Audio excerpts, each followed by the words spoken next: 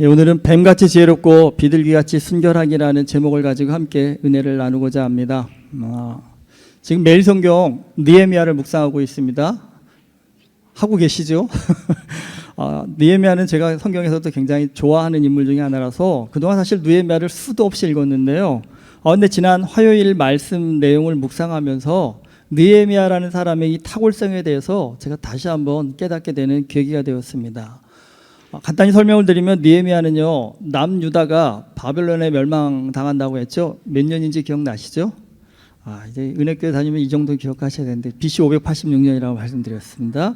그때 바벨론에 멸망을 해서 포로로 수많은 사람들이 끌려갔는데 그 포로로 끌려간 사람들이 바로 돌아온 것이 아니라 그곳에서 70년을 넘게 삽니다. 그러니까 느헤미야는 바벨론에서 태어나고요, 거기서 자란 이민 3세대입니다.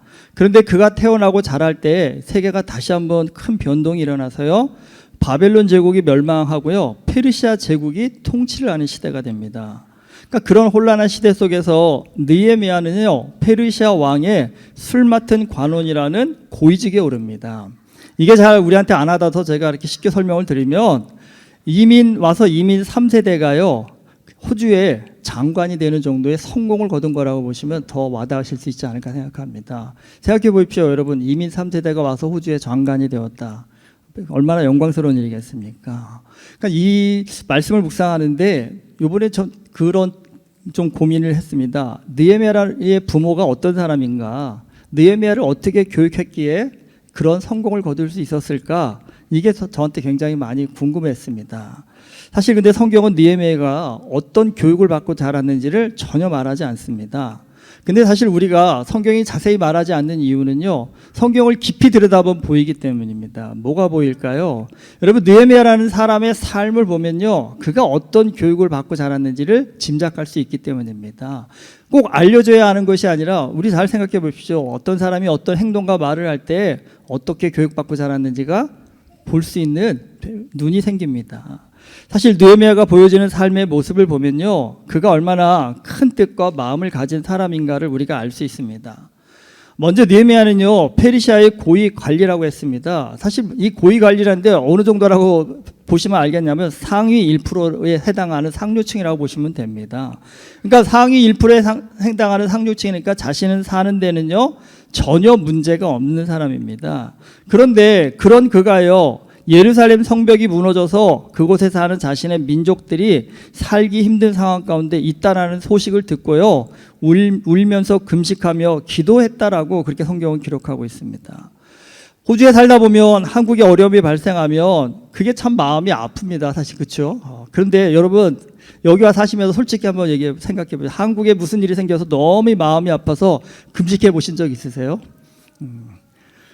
저부터 솔직히 고백하면 저도 없습니다.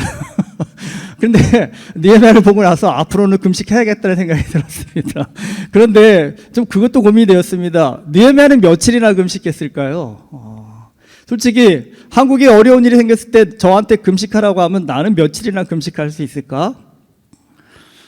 한 끼는 금식도 아니지만 하루? 3일? 쉽지 않을 것 같아요. 일주일? 그건 뭐 더 어려울 것 같고요. 그런데 여러분, 성경에 보면 느헤미야의 얼굴이 수척해질 정도로 금식했다고 했습니다. 근데 여러분, 얼굴이 수척해질 정도로 금식하려면 어느 정도 금식해야 되는지 짐작이 되십니까? 하루 정도 갖고는 택도 없고요. 3일 정도면 보기 좋아지시는 정도입니다. 수척해질 정도면 일주일은 굶으셔야 됩니다. 일주일은. 생각해 보십시오, 여러분. 한국에 정말 어려운 일이 생겨서 일주일을 금식하며 기도할 수 있는 마음이요, 한국에서 나고 자라서 살다가 온 우리도 잘 안 생기는데, 느헤미야는요 예루살렘이라는 곳에 가본 적도 없는 사람입니다. 들어서만 아는 사람입니다. 그런데 그런 그가 예루살렘을 위해서 일주일이 넘게 금식할 수 있었다라는 겁니다. 이유가 뭘까요? 이 느헤미야는요, 자기만 잘 먹고 잘 사는 것에 눈이 먼 사람이 아니라요, 이 광대한 페르시아 제국의 고위 관료답게 시야가 넓고 생각이 깊은 사람이라는 걸 보여주고 있습니다. 여러분, 큰 생각이 큰 인물을 만듭니다. 이 느헤미야의 부모는요, 어려서부터 너만 잘 먹고 잘 사는 인생이 아니라 민족을 생각하는 사람이 되라는 그런 교육을 받은 사람입니다. 그렇기 때문에 민족의 고통 앞에서 아파할 줄 아는 그런 사람이 될 수 있었던 겁니다. 혹시 자녀한테 밖에 나가서 절대 손해보는 짓 하지 말아라. 친구가 너한테 때리면 넌 2대 때려라. 이렇게 말씀하시는 분 은혜교회는 없겠죠. 여러분 그건 뭐라고 얘기하는 거와 똑같냐면 너는 큰 인물 될 생각 절대 하지 말아라 하는 거와 똑같은 말인 겁니다. 여러분 어떻게 리더라는 사람이요 남을 먼저 배려하고 손해볼 줄을 알아야 리더가 될 수 있죠. 절대 손해보지 않고 너 한 대 때려서 난 2대 때릴 거야 한다면 그런 사람이 정말 큰 인물이 될 수 있을까요? 얼마나 속이 좁은 겁니까? 여러분 속이 좁은 사람이 남을 위해서 배려하고 섬길 줄 아는 사람 되게 어렵습니다. 자기 이익만 챙기는 사람이 되려고 할 겁니다. 그렇다고 한다면 여러분 그런 마음의 크기를 가진 사람이 느헤미야 같은 큰 인물이 된다는 것은 어려운 일입니다. 여러분 큰 인물은요 뜻이 커야 합니다. 그런데 우리 꼭 아셔야 될 것이 뜻만 크다고 큰 인물이 되는 건 아니라는 겁니다. 여러분 지위가 올라갈수록요 선택이 가져오는 영향력이 커집니다. 가정 안에서도요 어린 자녀가 하는 선택이 미치는 파장이라는 건 굉장히 작습니다. 하지만 부모의 선택은요 가정의 미래를 좌우할 수 있습니다. 그렇기 때문에 올바른 선택을 하기 위한 분별력 이게 굉장히 중요한 것입니다. 느헤미야가 그처럼 큰 성공을 거둔 이유는요 그가 단순히 뜻을 크게 품었기 때문만은 아니라는 겁니다. 느헤미야는요 예루살렘이 초토화되었다는 사실에 마음 아파하다가 결국 왕한테 가서요 자신을 예루살렘으로 보내달라고 합니다. 그냥 보내는 게 아니라 예루살렘 총독으로 보내달라는 겁니다. 가서 예루살렘 성을 재건하고 그 성 사람들의 삶을 회복시켜 주겠다는 겁니다. 왕이 이를 허락해서 느헤미야가 예루살렘에 갑니다. 그리고 자기가 얻은 그 높은 지위를 통해서요 자기가 그토록 바라던 일을 진행을 합니다. 하지만 이 현실이 그렇게 녹록한 것만은 아니었습니다. 바벨론이 예루살렘을 함락시키고 나서요 다시는 유대인들이 반란을 못 꾸미게 하려고 한 일이 뭐냐면 유대의 지도층들을 다 끌고 가버렸습니다. 그러니까 예루살렘에는 가난하고 병든 자들만 남아버렸다는 겁니다. 유대의 지도층들이 다 예루살렘을 비워버리니까 그 빈자리를 누가 차지했냐면 이 이스라엘 주변에 있었던 이방 족속들이 와가지고 그 예루살렘을 장악하기 시작합니다. 그리고 그 대표적인 사람이 느헤미야 시대의 산발락과 도비야와 게셈이었습니다. 근데 이들이 조직적으로요 느헤미야가 하려던 예루살렘 성벽 재건을 방해를 합니다. 왜냐하면 그 성벽이 재건되어서 예루살렘이 다시 유대인들의 어떤 그 영향력 하에 들어가게 되면 자신들의 영향력이 축소될 것이기 때문입니다. 그래서 많이 방해를 하는데 아무리 방해를 해도요 느헤미야가 아주 의연하게 대처를 하면서 성벽을 재건해 갑니다. 이들은 하다 안 되니까 최후의 수단으로요 느헤미야를 암살하려고 합니다. 그래서 사람을 보내가지고요 오노 평지의 한 촌으로 오라고 와서 만나자라고 느헤미야를 유인을 합니다. 근데 느헤미야가 이를 4번이나 거절을 합니다. 5번째는 산발랏이 편지를 보내서 느헤미야를 협박합니다. 이 예루살렘 성벽 재건하는 거 네가 페르시아 왕에 대해 반란을 목적으로 한다는 거 우리가 모를 줄 아느냐. 나를 만나러 오지 않으면 내가 페르시아 왕한테 고발할 테니까 빨리 오라는 겁니다. 여러분 좀 마음이 약할수록 협박에 쉽게 넘어갑니다. 그렇죠? 근데 마음이 강할수록 협박에 넘어가지 않습니다. 느헤미야가 여기에도 응하지 않습니다. 그러니까 이 악한 사람들의 이 잔머리는요 솔직히 끝나지가 않습니다. 사실은요 산발락과 도비야가 최후의 수단으로 이 스마야라는 선지자를 매수를 합니다. 근데 이 스마야 선지자는 느헤미야도 잘 아는 선지자였습니다. 근데 이 스마야 선지자가 느헤미야에게 뭐라고 조언을 하냐면 자객들이 와서 너를 암살하려고 하니까 성전의 외서에 와서 머물라고 합니다. 그럼 보호가 될 거라고요. 생각해 보시죠 여러분. 잘 아는 선지자가 나를 위해서 이런 제안을 한다면요 사실 누구나 생각 없이 그래 그게 좋을 것 같다고 거기에 쉽게 응할 겁니다. 그런데 느헤미야가 이걸 거절합니다. 왜 그랬을까요? 이걸 느헤미야가 왜 하는지를 꿰뚫어 봤기 때문입니다. 이게 느헤미야를 사실 위한다고 한 거지만 느헤미야를 모함하기 위한 거라는 겁니다. 성전의 외소라는 곳은 어떤 곳이냐면 제사장만 들어갈 수 있는 곳입니다. 근데 거길 느헤미야가 들어간다고 한다면 이건 당시의 신앙적 분위기에서는요 너무 큰 잘못을 범한다는 겁니다. 그러니까 느헤미야의 리더십에 상처를 주기 위한 행동이었다는 겁니다. 만약에 느헤미야의 리더십이 상처를 받게 되면 이제까지 느헤미야의 인도하에 성벽 재건에 몰두하던 유대인들이 마음이 돌아서게 되어서요, 성벽 재건하는 일에 굉장히 큰 장애를 줄 수 있기 때문이라는 겁니다. 여러분, 성공하는 지도자와 실패하는 지도자의 가장 큰 차이점이 그거랍니다. 들어야 할 말을 들을 수 있느냐, 듣지 말아야 할 말을 듣지 않을 수 있느냐. 여기에 따라서 성공하는 지도자와 실패하는 지도자가 결정이 됩니다. 그런데 가만히 생각해 보시면 이건 지도자만의 문제가 아니라요, 우리 모두의 문제입니다. 우리 모두도요, 살면서 들어야 할 말이 있고요, 듣지 말아야 할 말이 있습니다. 그런데 여러분, 인생 돌아보시면 다 후회스러운 게 뭐래요? 들어야 할 말은 안 듣고요, 듣지 말아야 할 말은 참 잘 듣습니다. 그렇죠? 우리 청소년들 여기 같이 들어와 있는데 쟤네 나이가 특히 그렇잖아요. 그렇죠? 선생님이나 부모님이나 목사님이 하는 얘기는 잘 안 들어요. 근데 누구 얘기는 잘 들어요? 술 먹자는 친구 얘기, 게임하자는 친구 얘기, 더 나아가서 마약하자는 친구 얘기도 홀랑 넘어가는 게 그게 문제 아니겠습니까? 문제는 이걸 분별할 수 있는 능력을 갖추는 것입니다. 여러분, 이 분별하는 능력, 그걸 성경은 지혜라고 얘기합니다. 인생에서 보면 나아가야 할 때가 있고요, 멈춰야 할 때가 있습니다. 싸워야 할 때가 있고 피해야 할 때가 있습니다. 우리가 인생에서 그때만 잘 분별해도요, 우리는 정말 성공한 인생을 살 수 있습니다. 오늘 말씀에서 예수님께서요, 제자들을 전도 보내시면서 그들이 마주해야 할 상황들이 결코 만만치 않을 거라고 경고를 하십니다. 너희를 보냄이 양을 이리 가운데 보냄과 같도다라고 하십니다. 여러분, 생각해 보세요. 양을 이리 가운데 보낸다라는 건 무슨 의미일까요? 죽으라는 것과 똑같은 말입니다. 그러니까 너희가 지금 가는 이 상황이 죽음을 각오해야 되는 아주 어려운 상황이라고 얘기하십니다. 그런데 그런 상황에서 너희는 뱀같이 지혜롭고 비둘기같이 순결하라고 하십니다. 그게 사는 길이라고 합니다. 사실 이 말씀이, 사실 저도 예전부터 참 궁금했습니다. 이 말씀이 무엇을 의미할까? 뱀같이 지혜롭고 비둘기같이 순결하라. 이게 달라도 너무 다른 내용이라서 이게 어떤 의미인지를 좀 많이 궁금했었습니다. 사실 그리스도인으로서 비둘기같이 순결하라는 말, 그건 그냥 쉽게 동의가 되실 겁니다. 그리스도인 하면 우린 다 착하게 살아야지, 선한 마음을 갖고 살아야지, 이것이 그리스도인들의 베이직이고 기본입니다. 그런데 예수님이 뭐라고 말씀하시면 그것만으로는 안 된다라고 하십니다. 뱀같이 지혜로워야 한다고 합니다. 근데 사실 뱀 하면 어떤 느낌이 드세요? 하와를 유혹해가지고요, 선악과를 먹게 만든 사단의 상징과 같은 동물이 뱀입니다. 그런데 그런 뱀의 지혜를 배우라고 합니다. 사실 그래서 이 말씀이 마음에 걸리는 경우가 굉장히 많습니다. 맞습니다. 성경은 뱀에 대해서 굉장히 부정적으로 말씀합니다. 창세기 3장 1절이 뱀은 여호와 하나님이 지으신 들짐승 중에 가장 간교하니라고 얘기합니다. 간교가 무슨 뜻입니까? 간사하고 교활하다는 부정적인 뜻입니다. 근데 여러분, 간교하다의 히브리 언어가요, 아름이라는 단어입니다.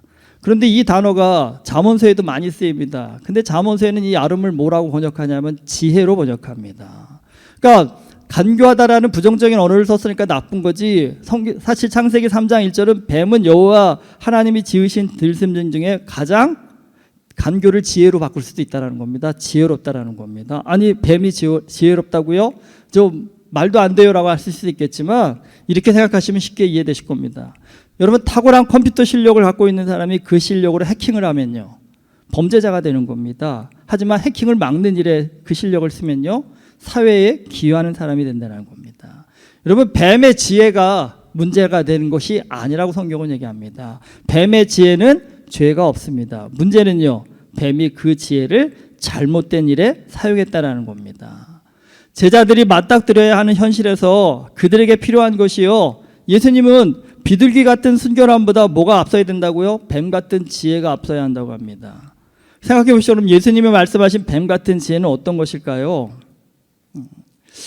지금 이 제자들의 영적인 상황을 한번 살펴보십시오. 이 지금 제자들은요, 예수님의 말씀과 기적을 통해서 영적으로 굉장히 뜨거운 상황입니다.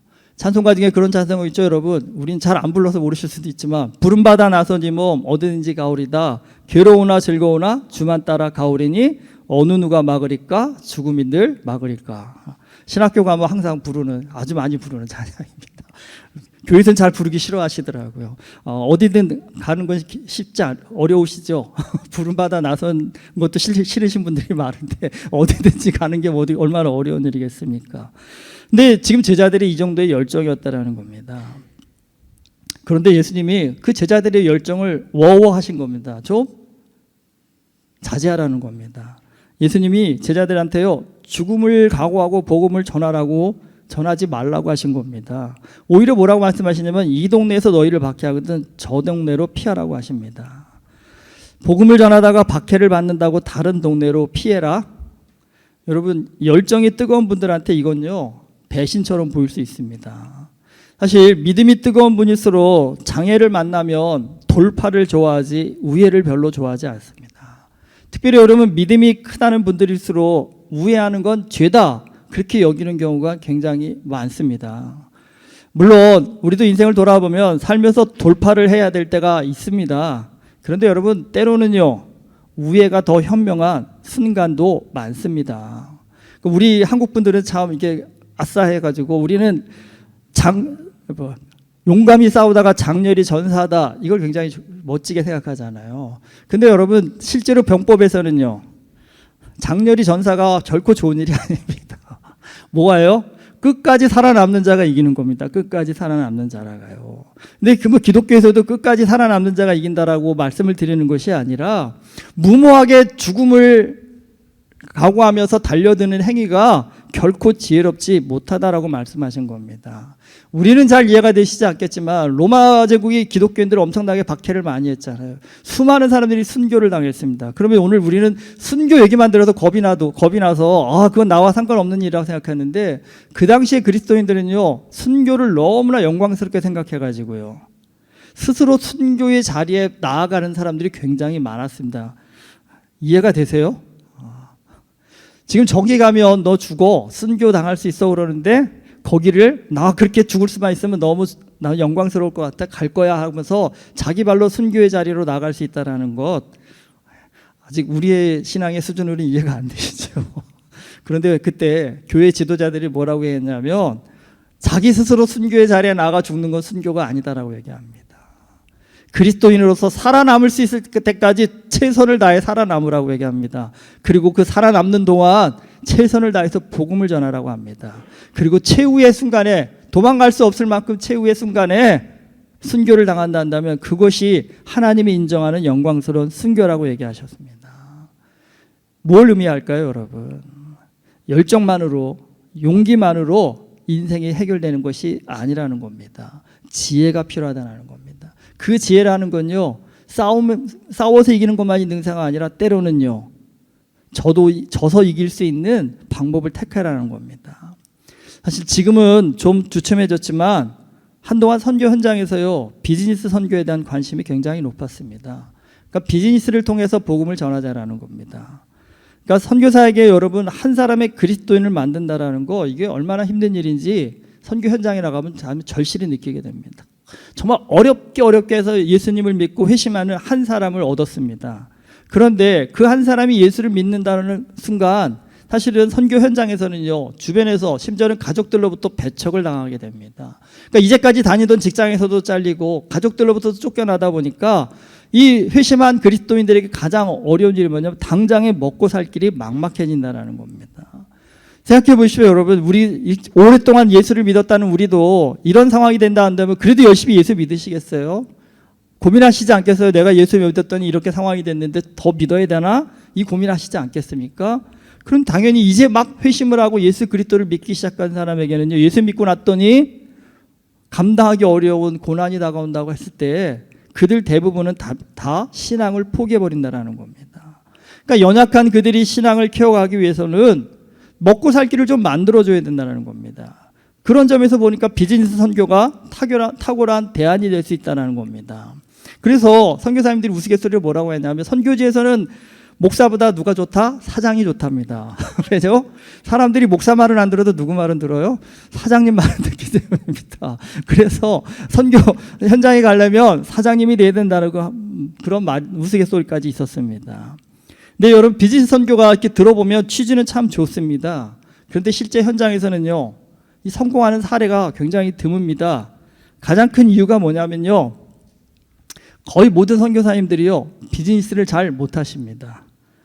그러니까 선교사라는 분들은 대부분 무료로 나눠주는 일에 익숙한 분들이다 보니까 비즈니스를 통해서 이익을 추구하는 걸 굉장히 힘들어 하십니다. 그러니까 결국은 어떻게 됩니까? 그러다가 결국 비즈니스가 망해버린다는 겁니다. 그러니까 비즈니스가 망하면 더 이상 비즈니스 선교는 안 되는 겁니다. 그런데 드물기는 하지만요, 반대되는 케이스도 있습니다. 선교사님들 가운데 비즈니스를 굉장히 잘하시는 분들이 있습니다. 그러니까 선교를 하려고 비즈니스를 했는데 비즈니스가 너무 잘해갖고 돈이 너무 잘 벌리는 겁니다. 그러니까 생각해보세요. 그래서 막 빌딩도 사고 땅도 사고 하다 보니까 나중에 무슨 생각이 들까요? 이 비둘기 같은 순결함을 잃어버리셔서 아예 선교사 타이틀 떼고 사장으로 나서시는 경우도 아주 드문 경우지만 있기도 하십니다. 제가 늘 말씀드리지만 우리 인생에서 이 균형이라는 것은요, 정말 중요한 요소입니다.